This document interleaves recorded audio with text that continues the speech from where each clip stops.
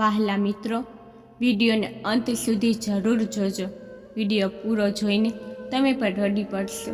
મારા માસીનો દીકરો શહેરમાં ભણવા માટે આવ્યો તો મેં તેને મારા ઘરમાં રાખી લીધો, કારણ કે હું એકલી હતી. પતિ દેશની બહાર હતા. જ્યારે મેં મારા પતિને વાત કરી તો તે માની ગયા. મારા માસીનો દીકરો મારું ખૂબ ધ્યાન રાખતો હતો. બજારમાંથી કંઈ પણ લાવવું હોય તો તે લઈ આવતો. પછી હું એક દિવસ બીમાર થઈ ગઈ અને પછી મારા માસીના દીકરાએ કહ્યું કે તમે આરામ કરો. રાત્રે તે મને દૂધ સાથે દવા આપીને જતો રહેતો. જ્યારે સવાર પડતી ત્યારે મને ઘણી રાહત થતી. એક દિવસ મારા પેટમાં ખૂબ દુખાવો થઈ રહ્યો હતો. હું ડૉક્ટર પાસે ગઈ અને ડૉક્ટરે કહ્યું કે તમે ગર્ભવતી છો. મારો તો જીવ નીકળી ગયો અને માથે આભ ફાટી પડ્યું. હું આશ્ચર્યચકિત થઈને ડૉક્ટરની શકલ જોઈ રહી હતી, જેને મારી ઉપર આટલો મોટો બોમ્બ વિસ્ફોટ કર્યો હતો કે મારી વિચારવાની અને સમજવાની ક્ષમતા ખતમ થઈ ગઈ હતી. મને લાગી રહ્યું હતું કે જાણે મારા માથે આભ પડ્યું હોય. આ કેવી રીતે શક્ય હતું? હું માની જ નહોતી શકતી. મેં ડૉક્ટરને કહ્યું કે તમને જરૂર કોઈ ગેરસમજ થઈ છે. મને માત્ર પેટમાં દુખાવાની સમસ્યા છે. તે મારી સામે જોઈને હસવા લાગી અને મારી સામે મારો રિપોર્ટ મૂક્યો અને કહેવા લાગી કે છેલ્લા 3 વર્ષથી તો તમે મારી સાથે આ બાબતની ટ્રીટમેન્ટ કરાવી રહ્યા છો. હવે ભગવાને તમને સારા સમાચાર આપ્યા છે. તમારે ભગવાનનો આભાર માનવો જોઈએ. તમારે ઉતાવળમાં કામ ન કરવું જોઈએ. મારો રિપોર્ટ જોઈને હું પરેશાન થઈ ગઈ. મને ખબર નહોતી કે મારી જિંદગી આટલો ભયંકર વળાંક લેશે. હું તો તે સાંભળીને બંધ થઈ ગઈ હતી. મારા લગ્નને 4 વર્ષ થઈ ગયા હતા. મારા પતિની નોકરી વિદેશમાં હતી. તે વર્ષમાં માત્ર થોડા મહિનાઓ માટે જ ભારત આવતા હતા અને તે સમયે મારી ઈચ્છા હતી કે તે સમયગાળા દરમિયાન હું ગર્ભવતી થઈ જાઉં, જેથી મારું મન બાળકમાં લાગી જાય. પરંતુ દરેક વખતે મને નિરાશાનો સામનો કરવો પડતો હતો. પરંતુ અત્યારે તો તે પરદેશમાં હતા. મેં ડૉક્ટરને કંઈ કહ્યું નહીં. મારું મગજ સંપૂર્ણપણે કામ કરતું બંધ થઈ ગયું હતું. શું વિચારતી? અંકિત મારો સગો ભાઈ હતો. મારા સગા નાના માસીનો દીકરો હતો. હું મારા વિચારોમાં ખોવાયેલી હતી અને સામેથી મારા ઘરનો દરવાજો જોઈને મારા પગલાં ત્યાં જ અટકી ગયા હતા. મને લાગ્યું હતું કે હું દવાખાનેથી અહીંયા સુધી મારા બેજાન વજૂદને કેવી રીતે લાશની જેમ ઘસીડીને લઈને આવી છું. હું દુઃખમાં એટલી ડૂબી ગઈ હતી કે શ્વાસ લેતી વખતે પણ મને ગુંગળામણ મહેસૂસ થવા લાગી રહ્યું હતું. મેં ડોરબેલ વગાડ્યો. અંકિતે જ દરવાજો ખોલ્યો. હું ઘરની અંદર આવી ગઈ. મને જોઈને તે હસવા લાગ્યો.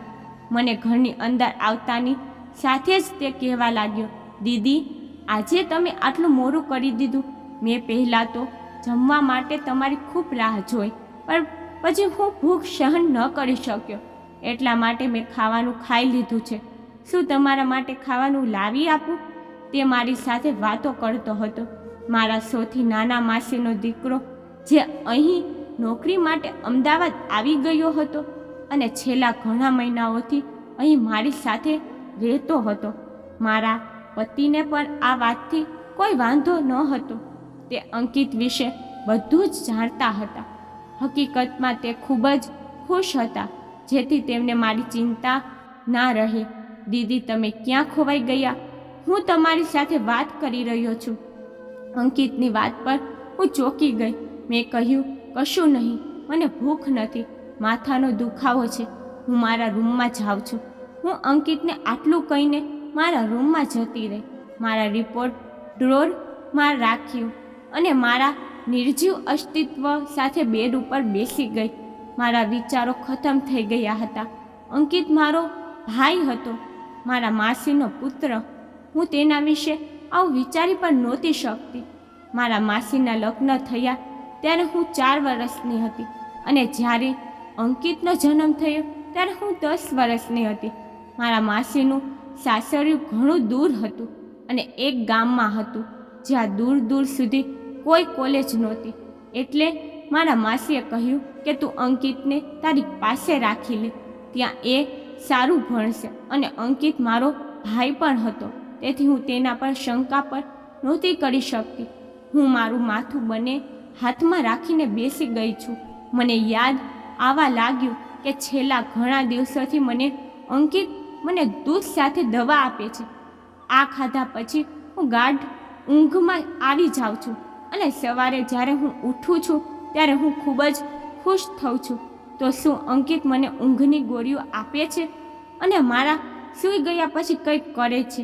મારી આંખોમાંથી ટીપ ટીપ આંસુ પડવા લાગ્યા, જેના કારણે મારી અંદર ગુંગળામણ વધતી જઈ રહી હતી. શું સગા સંબંધો આટલા કમજોર થઈ ગયા છે કે હવે સામે કશું પણ દેખાતું નથી? હું તેની બહેન છું, એટલે કે તેની માતાની બહેનની પુત્રી, મતલબ કે હું તેની બહેન જ થઈ. તે મારો ખાસ છે. તે મારા વિશે આવું કેવી રીતે વિચારી શકે? તેનું હૃદય આ કરવા માટે કેવી રીતે સમર્થ થઈ શકે? ખૂબ રડતી હતી. આનું અનુમાન કદાચ કોઈ લગાવી જ નહોતું શકતું. જે હું સહી રહી હતી, હું એક તરફથી પાગલ થઈ ગઈ હતી. હવે મને તેનું બાળપણ યાદ આવવા લાગ્યું. જ્યારે પણ તે મારા માસી સાથે મારા મમ્મીના ઘરે આવતો હતો, ત્યારે તેનો મોટા ભાગનો સમય મારા ખોળામાં જ પસાર કરતો હતો. તે તેની તોડતી જુબાનથી મારું નામ લેતો હતો. હું મારા ભાઈ બહેનોમાં સૌથી નાની હતી અને તે મારા માસીનો પ્રથમ સંતાન હતો. એટલા માટે તેનો મોટા ભાગનો સમય મારી સાથે ઘરમાં વિતાવતો હતો. તે સમયે મારા લગ્ન થવાના હતા. ત્યારે તો તે નવો કોલેજમાં ગયો હતો. તે મને રોહિતના નામ પણ ખૂબ ચીડાવતો હતો. તે કહેતો હતો કે તમે આટલા સુંદર મોહક છો અને તે લાંબા જાડા ગબરું જવાન છે, ઉપરથી બહુ ગુસ્સાવાળા. દીદી, રોહિત જીજુ તમારી સાથે જરાય શૂટ નહીં કરે. તમારા માટે તો કોઈ મારા જેવો સ્માર્ટ છોકરો સારો લાગશે. આખો દિવસ તે મને રોહિતના નામે ચીડાવતો રહેતો, હસતો રહેતો અને મજાક કરતો રહેતો હતો. હું ફક્ત તેની સામે ખાલી ગુસ્સો કરીને જોતી રહેતી હતી. મારી અને તેની અન્ડરસ્ટેન્ડિંગ પર ખૂબ હતી. જ્યારે તે અહીં આવ્યો ત્યારે મારી સાથે લાંબા સમય સુધી વાતો કરતો રહેતો હતો, હસતો અને મજાક કરતો હતો. અત્યારે એમ જ કહેતો કે રોહિત જીજુએ વિદેશમાં કોઈ અંગ્રેજર સાથે લગ્ન કરી લીધા છે, તેથી જ તેઓ પાછા આવવાનું નામ નથી લેતા. જ્યારે હું તેની સામે ગુસ્સામાં જોતી ત્યારે તે હસવા લાગતો. તેને જોઈને મને ક્યારેય એવું નહોતું લાગ્યું કે તે મારી સાથે આવું ખરાબ કામ કરી શકે છે. હું આ જ વિચારોમાં ડૂબેલી હતી. ત્યારે જ અંકિત મારો દરવાજો ખખડાવીને અંદર આવી ગયો. અત્યારે પણ તેના હાથમાં દૂધ અને દવાનો ગ્લાસ હતો. તે એકદમ નોર્મલ રીતે મારી સામે બેસી ગયો, પરંતુ તે પલંગ પર બેઠો કે હું તરત જ ડરીને પાછી ખસી ગઈ કે ના જાણે તે શું કરી દેશે. અને આ સ્પષ્ટ વાત હતી, જે કંઈ પણ હું ડૉક્ટર પાસેથી સાંભળીને આવી રહી હતી. મારી જગ્યાએ કોઈ પણ તે સમયે આવી રીતે જ ડરી જતું. તે સમયે હું અંકિત સાથે તે ઘરમાં એકલી મોજૂદ હતી. તે મને આવી રીતે ડરેલી જોઈને આશ્ચર્યમાં પડી ગયો. શું વાત છે, તમે આટલા ગભરાઈ કેમ રહ્યા છો? બધું બરાબર તો છે ને? આ દૂધ પીવો અને આરામ કરો. અંકિતે મારી તરફ ગ્લાસ લંબાવ્યો. મેં તેના હાથમાંથી ગ્લાસ લઈને સાઈડમાં મૂકી દીધો અને કડક સ્વરમાં તેને કહ્યું, જા અહીંયાથી, મને ઊંઘ આવી રહી છે. કારણ કે હું જાણતી હતી કે હવે તે મારી બાજુમાં બેસીને તેના ઓફિસના કિસ્સાઓ સંભળાવશે અને જ્યાં સુધી મારી આંખોમાં ઊંઘ ના ભરાઈ જાય તે ઊભો થઈને બહાર નહીં જાય. મારા કડક વર્તનથી તે ગભરાઈ ગયો અને થોડો હેરાન પણ હતો. શું વાત છે, તમારી તબિયત તો ઠીક છે ને? કદાચ તે મારા ખરાબ વર્તનથી પરેશાન થયો હતો. મને તેના ઉપર વધુ ગુસ્સો આવવા લાગ્યો. કેવા નાટકો તે મારી સામે રચી રહ્યો હતો, જાણે કે તે ખૂબ જ માસૂમ હોય, અજ્ઞાત અને ખૂબ જ દયાળુ હોય. પહેલાં તો મારું મન થયું કે તેના મોઢા પર જોરથી થપ્પડ મારી દઉં અને પછી મારા રિપોર્ટ તેની સામે ફેંકું. જો તારા કુકર્મના સબૂત અને તેને ધક્કા મારીને ઘરમાંથી કાઢી મૂકું પરંતુ હું તેને રંગ્યા હાથે પકડવા માંગતી હતી, નહીતર તે ફરી જશે. એટલે મેં કીધું, મને માથું દુખે છે, તું બિલકુલ મને જગાડવા માટે ના આવતો, હું સૂવા માંગુ છું. મારી આકરી વાતોની સામે તે ચૂપ હતો અને ઊભો થઈને રૂમના દરવાજા સુધી જતો રહ્યો અને પછી કહ્યું, તમે આરામ કરો અને હા, દૂધ જરૂર પી લેજો. ખાવાનું પણ નથી ખાધું તમે. તે મને ફરીથી દૂધ પીવાનું કહીને રૂમની બહાર નીકળી ગયો. હું એ તો જાણવા માંગતી હતી કે તે મને દૂધ અને દવા ખવડાવીને મારી સાથે કેવી રીતે ઘૃણાસ્પદ રમત રમી રહ્યો છે. મેં એ દૂધનો ગ્લાસ લીધો અને બારીની બહાર ફેંકી દીધો, જે બહાર શેરીની તરફ ખુલતી હતી, અને દવા પણ ડ્રોરમાં રાખીને લાઇટ બંધ કરીને રૂમમાં સૂઈ ગઈ. હવે હું તે સમયની રાહ જોઈ હતી કે જ્યારે અંકિત મારા રૂમમાં આવતો. 1 કલાક વીતી ગઈ હતી, પરંતુ મારા રૂમમાં કોઈ આવ્યું ન હતું. હું તેની રાહ જોઈને થાકી ગઈ હતી અને મને ઊંઘ આવવા લાગી હતી. એટલા માટે મેં વિચાર્યું કે તે શું કરી રહ્યો છે તે હું મારી જાતે જ જોઈ આવું. હું ઊભી થઈને રૂમમાંથી બહાર નીકળી ત્યારે આંગણું પણ ખાલી હતું. સામેનો રૂમ અંકિતનો હતો. મેં ધીમેથી જ્યારે તેના રૂમનો દરવાજો ખોલ્યો તો મારા હોશ ઉડી ગયા. તે તો મેં તેના રૂમનો દરવાજો ધીમેથી બંધ કરી દીધો અને ચૂપચાપ મારા રૂમમાં આવી ગઈ.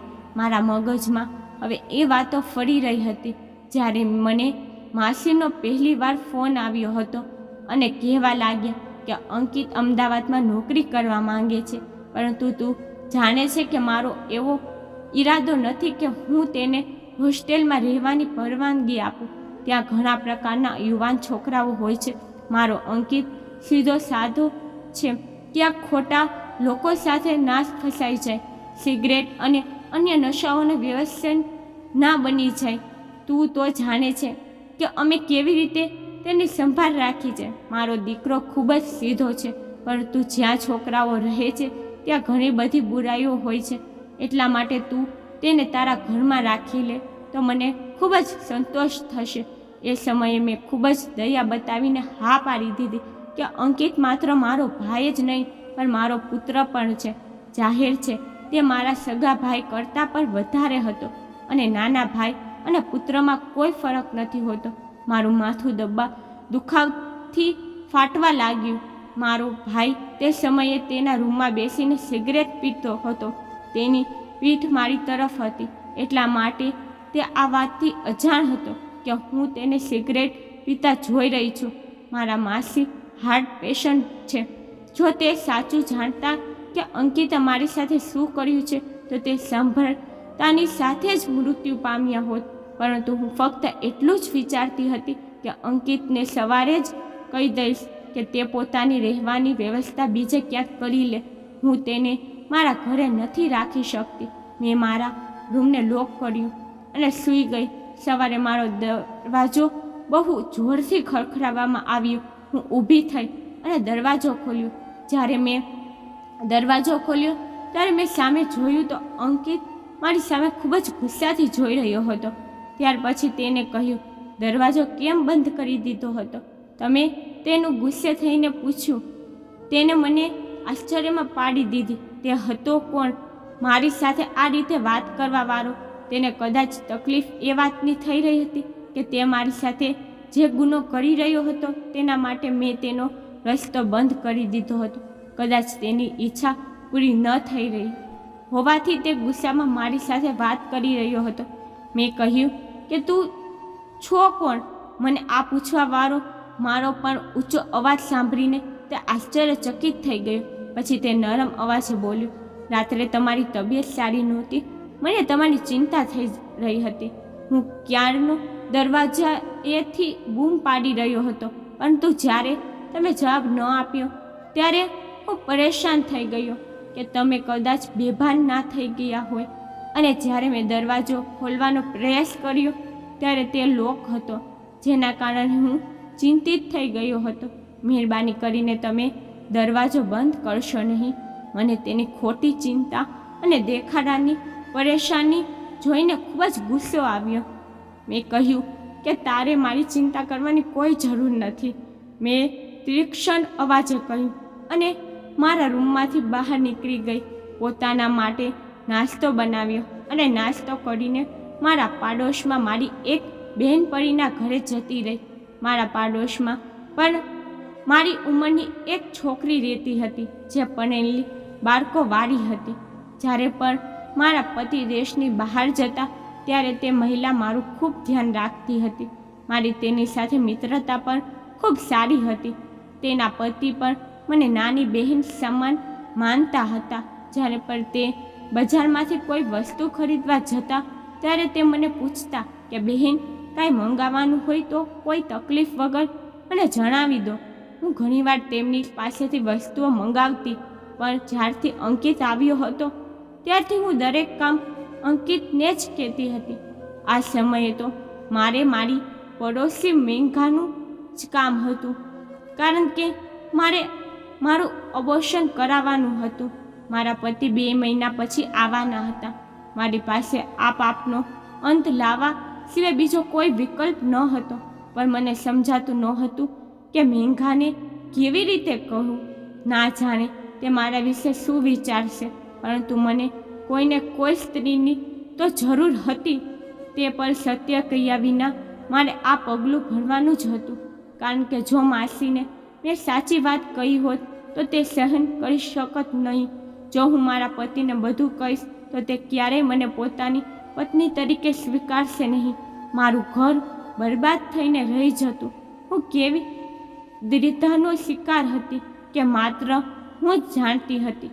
મેં મેઘાને કહ્યું કે મારા પેટમાં બાળક છે, મારે તેનો ગર્ભપાત કરાવવાનો છે. એટલા માટે તું મારી સાથે ડૉક્ટર પાસે ચાલ. તે મારી વાત માની ગઈ. હું મારા ડૉક્ટર પાસે નહોતી ગઈ, જેની પાસે હું ઘણા વર્ષોથી સારવાર કરાવી રહી હતી. તેના બદલે એક નવી લેડી ડૉક્ટર પાસે ગઈ અને તેને કહ્યું કે જો તે મારું એક કામ સરળતાથી કરી નાખે તો હું તેને ઘણા બધા પૈસા આપીશ. તે લેડી ડૉક્ટર માની ગઈ, પરંતુ તે જ રાત્રે મારી સાથે કંઈક એવું બન્યું કે મારો આત્મા કંપી ગયો. મેં રાત્રે ઘરે આવતાની સાથે જ અંકિતને કહી દીધું કે હું તને મારા ઘરે નહીં રાખી શકું. તેથી 2-3 દિવસમાં તે ઈચ્છે ત્યાં તેના રહેવાની વ્યવસ્થા કરી દે. મેં જે કહ્યું તે સાંભળીને તે ખૂબ જ આશ્ચર્યમાં પડી ગયો અને કહ્યું, તમે આ શું કહી રહ્યા છો? હું કેવી રીતે તમને છોડીને જઈ શકું? મારો વાંધો નથી, હું તો ગમે ત્યાં રહી લઈશ, પરંતુ તમે એકલા કેવી રીતે રહેશો? મને અંકિતની મારા માટે ચિંતા પર ખલેલ પહોંચાડી રહી હતી. મેં કહ્યું કે હું તારા આવ્યા પહેલાં એકલી જ રહેતી હતી. જલ્દીથી જલ્દી તકે તારી વ્યવસ્થા કરી લે. અંકિત જવાબમાં કશું ના બોલ્યો, પરંતુ ચહેરા પરથી પરેશાન જરૂર લાગી રહ્યો હતો. હું મારા રૂમમાં આવીને સૂઈ ગઈ. હવે હું રૂમને લોક કરીને સૂતી હતી. થોડી જ વારમાં હું સૂઈ ગઈ. પછી મને કોઈ હોશ ના રહ્યો. રાત્રે જ્યારે મેં મારી આંખ ખુલી ત્યારે મને લાગ્યું કે મારી બાજુમાં કોઈ સૂતું રહ્યું છે, પરંતુ મારા રૂમમાં ખૂબ અંધારું હતું. એટલું અંધારું હતું કે હું તે વ્યક્તિને જોઈ શકતી નહોતી. બસ એ ખબર પડી રહી હતી કે મારી બાજુમાં કોઈ સૂઈ રહ્યું છે. હું ખરાબ રીતે ડરી ગઈ હતી. મને ઉતાવળમાં કંઈ ન સૂચ્યું તો હું બૂમો પાડવા લાગી, પરંતુ બીજી જ ક્ષણે મારી બાજુમાં સૂતેલી વ્યક્તિ ઊભી થઈને બેસી ગઈ. તે પહેલાં કે હું બેડમાંથી ઊભી થઈને જતી એ પહેલાં તેને મારા મોં પર હાથ મૂકી દીધો. હવે તો ગભરાઈ ગઈ હતી. એ પહેલાં કે હું મારા બચાવ માટે કોઈ ઉપાય વિચારતી તે વ્યક્તિએ તેની બાજુમાં રાખેલો લેમ્પ ચાલુ કરી દીધો. એ વ્યક્તિને જોઈને તો મારા હોશ ઉડી ગયા. મારી સામે મારા પતિ હતા. રોહિત ક્યારે ઘરે આવી ગયા હતા તે પર કંઈ પણ કહ્યા વગર તે અચાનક આવી ગયા હતા. તે હસવા લાગ્યા અને તેને કહ્યું, હું તને સરપ્રાઈઝ આપવા માંગતો હતો. જ્યારે હું ઘરે પહોંચ્યો ત્યારે અંકિતે દરવાજો ખોલી દીધો હતો. તે જાણતો હતો કે હું આવી રહ્યો છું, પરંતુ જ્યારે હું રૂમમાં આવવા લાગ્યો તો રૂમ લોક હતો. તો બારીમાંથી મારે અંદર આવવું પડ્યું. અજીબ છે, તું પણ અહીંયા ક્યાં કોઈ અજાણી વ્યક્તિ હતી કે તું દરવાજો લોક કરીને સૂતી હતી? અંકિતની વાતનો હું શું જવાબ આપતી? હું તે વખતે ખૂબ જ વધારે અવસ્થા થઈ ગઈ હતી. એટલા માટે હું રોહિતને ઘરે લાગીને ખૂબ રડવા લાગી. તે તો મને આ રીતે રડતા જોઈને સમજ્યા કે હું તેમના વિના ઉદાસ થઈ ગઈ છું. એટલા માટે આ રીતે તેમને અચાનક સામે જોઈને રડવા લાગી છું. પણ વાસ્તવિકતા એ હતી કે તે જાણતા નહોતા કે મારી સાથે શું થયું છે. તેમને મને આશ્વાસન આપવા લાગ્યા. સવારે જ્યારે હું જાગી ત્યારે રોહિત હજુ પણ સૂઈ રહ્યા હતા. હું ખૂબ જ પરેશાન હતી. આજે મારે અબોર્શન કરાવવા ડૉક્ટર પાસે જવાનું હતું, પરંતુ રોહિતની હાજરીમાં એ શક્ય ન હતું. હવે હું એ વિચારીને પરેશાન હતી કે રોહિત સામે શું બહાનું બનાવીશ અને કેવી રીતે વાત છુપાવીશ. હું પોતાને મુશ્કેલીમાંથી બહાર કાઢવાનો પ્રયત્ન કરી રહી હતી. ત્યારે જ અંકિત રસોડામાંથી બહાર આવ્યો. તે પોતાના માટે નાસ્તો બનાવીને ટેબલ પર મૂકી રહ્યો હતો અને મારી સામે જોઈને હસીને કહેવા લાગ્યો, દીદી કેવું લાગ્યું તમને જીજુનું સરપ્રાઈઝ? મેં તેની સામે નફરતથી જોયું અને કહ્યું કે કેવો હરામી અને ડ્રામેબાજ માણસ છે તું. આવી માસુમિયતથી ભરી એક્ટિંગ કેવી રીતે કરી લે છે? શરમ નથી આવતી તને? એક તરફ દીદી કેસ અને બીજી તરફ હું આ બધું સહન કરીને થાકી ગઈ છું. એટલા માટે શરમ રાખ્યા વગર મારા મોંમાં જે પણ આવી તેને કહેવાનું શરૂ કરી દીધું. અને તે એટલો હરામી હતો કે હજુ પણ મારી સામે આશ્ચર્યથી જોઈ રહ્યો હતો. તેને કહ્યું, દીદી શું કહી રહ્યા છો તમે? મને તમારી વાત બિલકુલ સમજાતી નથી. મેં એવું પણ શું કર્યું છે કે તમે આવી રીતે મારી સાથે વાત કરો છો? અંકિતની વાત ઉપર મેં તેની સામે આશ્ચર્યથી જોયું અને મારા રૂમમાં જતી રહી. રોહિત હજુ પણ સૂઈ રહ્યા હતા. ડ્રોરમાંથી પોતાનો રિપોર્ટ કાઢ્યો અને રૂમની બહાર આવી ગઈ. અંકિત હવે ટેબલ પાસે ઊભો હતો. મેં તે રિપોર્ટ તેના મોં પર માર્યો, જે તેના ચહેરા પર વાગીને જમીન પર પડી ગયો અને કહ્યું કે આ વાજ અને રોહિત જાગે તે પહેલાં તારો ગંદો ચહેરો લઈને નીકળી જા મારા ઘરમાંથી. મેં ગુસ્સામાં ધીમા ધીમા અવાજે કહ્યું, કારણ કે હું નહોતી ઈચ્છતી કે રોહિતને આ વાત અંગે કોઈ ખબર પર પડે. અંકિતે તે રિપોર્ટ જમીન પરથી ઉપાડીને ખોલ્યો. જેવો જ તેને વાંચ્યો તો તેના વાંચતા જ તેનો ચહેરો નિસ્તેજ થઈ ગયો. ચહેરા પર ઉદાસી છવાઈ ગઈ. એ પહેલાં કે તે કંઈ બોલે રોહિત આંગળામાં આવી ગયા હતા. ખબર નહીં કેમ પણ તે સીધા અંકિત પાસે ગયા અને રિપોર્ટ તેના હાથમાંથી લઈને વાંચવા લાગ્યા. એમને જોઈને તો મારો જીવ અદ્ધર થઈ ગયો હતો. હવે તો મારું ઘર બરબાદ થઈ જશે. રોહિત મને છૂટાછેડા આપી દેશે. હું ખરાબ રીતે ચક્કર ખાઈને પડી ગઈ હતી. જ્યારે હું હોશમાં આવી ત્યારે હું હોસ્પિટલમાં હતી. મને ઇન્જેક્શન આપવામાં આવ્યું હતું. રોહિત ખૂબ જ ગંભીરતાથી મારી સામે જોઈ રહ્યા હતા. મારો તો જીવ જ નીકળી ગયો હતો. અંકિત પણ ત્યાં જ ઊભો હતો. હું રોહિતને જોઈને રડવા લાગી. મેં કહ્યું કે મારો કોઈ વાંક નથી. રોહિત, અંકિત મને ઊંઘની દવા આપી રહ્યો હતો. મને કંઈ ખબર નથી. ભગવાનની ખાતર મને છૂટાછેડા ના આપતા. હું તમને ખૂબ પ્રેમ કરું છું. હું તમારા વિના જીવી શકીશ નહીં. હું પથારીમાં આડી પડીને હાથ જોડીને રોહિતની પાસે માફી માંગી રહી હતી. તે મારી નજીક આવ્યા, મારા જોડાયેલા હાથને પોતાના હાથમાં લીધા અને કહેવા લાગ્યા, તું ચિંતા ના કર, હું તને નહીં છોડું. મેં તારા બધા ટેસ્ટ નવેસરથી કરાવ્યા છે. તું પ્રેગ્નેન્ટ નથી. કદાચ કોઈ બીજાનો રિપોર્ટ તારા રિપોર્ટથી બદલાઈ ગયો હતો. ના, તું ગુનેગાર છે કે ના અંકિતને એવું કંઈ કર્યું છે. તું તેના ચરિત્ર પર કારણ વગર શંકા ના કર. બસ એક ખોટા રિપોર્ટની અદલા બદલી થઈ ગઈ છે. આ બધી ગેરસમજ છે.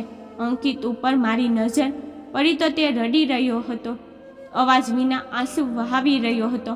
મને જોઈને તે મારી નજીક આવ્યો અને કહેવા લાગ્યો, તમે વિચાર્યું પણ કેવી રીતે કે હું આવું કરી શકું છું? મેં મારી બહેન અને તમારામાં ક્યારેય કોઈ ફરક નથી જોયો. મેં તો ક્યારેય બીજી કોઈ અજાણી છોકરીને પણ નજર ઉઠાવીને નથી જોઈ. તો તમે તો મારી બહેનની જગ્યાએ છો. મેં કહ્યું કે મેં તને નશાની સિગરેટ પીતા જોયો હતો. તે કહેવા લાગ્યો, હું નશાની સિગરેટ બિલકુલ નથી પીતો. હા, ક્યારેક ક્યારેક હું સાદી સિગરેટ જરૂર મારો રૂમમાં બંધ કરીને પી લઉં છું. હું તમારું ધ્યાન એટલા માટે રાખતો હતો કારણ કે મેં મારું બાળપણ તમારા ખોરામાં વિતાવ્યું છે. એટલા માટે જેમ હું મારી માની ખાવા પીવાની અને દવાની સંભાળ રાખતો હતો એવી જ તમારી પર રાખ્યો હતો. જો મને ખબર હોત કે તમને મારા કારણે તકલીફ થાય છે તો હું ક્યારેય અહીંયા આવ્યો ના હોત. તે રડતા રડતા પોતાના વિચારો વ્યક્ત કરી રહ્યો હતો. એક ખોટા રિપોર્ટે મને શરમમાં મૂકી દીધી હતી. શું કર્યું મેં મારા ભાઈ વિરુદ્ધ એ નહોતું વિચાર્યું. મેં મારું પરંતુ મારા દિમાગમાં વિચાર ના આવ્યો કે રિપોર્ટ પર ઘણીવાર ખોટા નીકળે છે. હું વિચારતી હતી કે મારો રિપોર્ટ ફરી એકવાર ચેક કરાવી લીધો હોત તો આવું ન થયું હોત.